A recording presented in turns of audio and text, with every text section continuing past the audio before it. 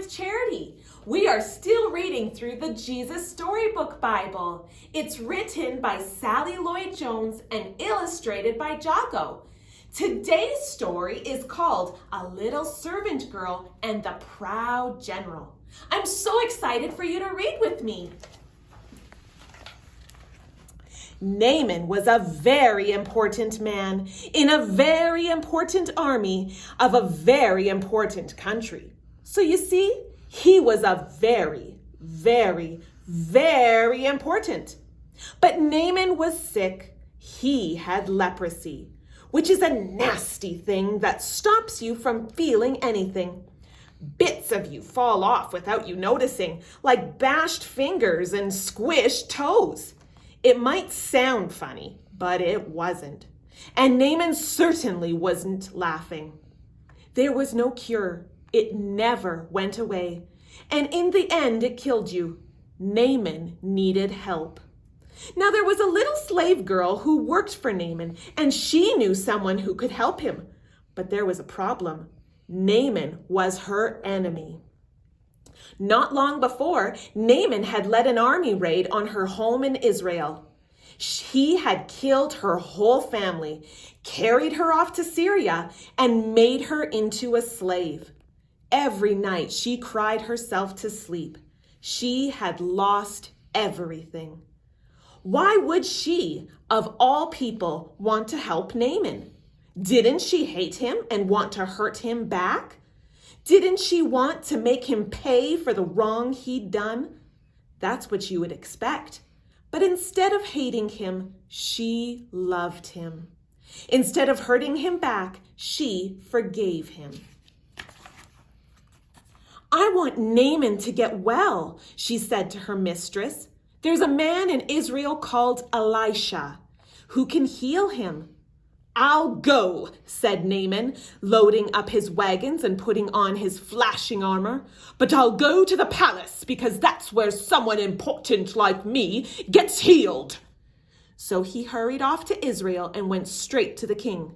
My healing, please, he announced. I can do lots of things, the king replied, but only God can heal.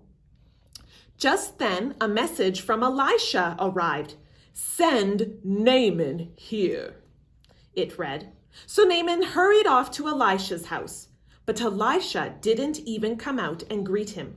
He just sent a servant instead. Doesn't Elisha realize who I am? Naaman thought. But what the servant said next made him crosser. Wash in there, he said. Just wash? Naaman laughed. In that slimy, stinky river? He looked around to see if this was some kind of joke.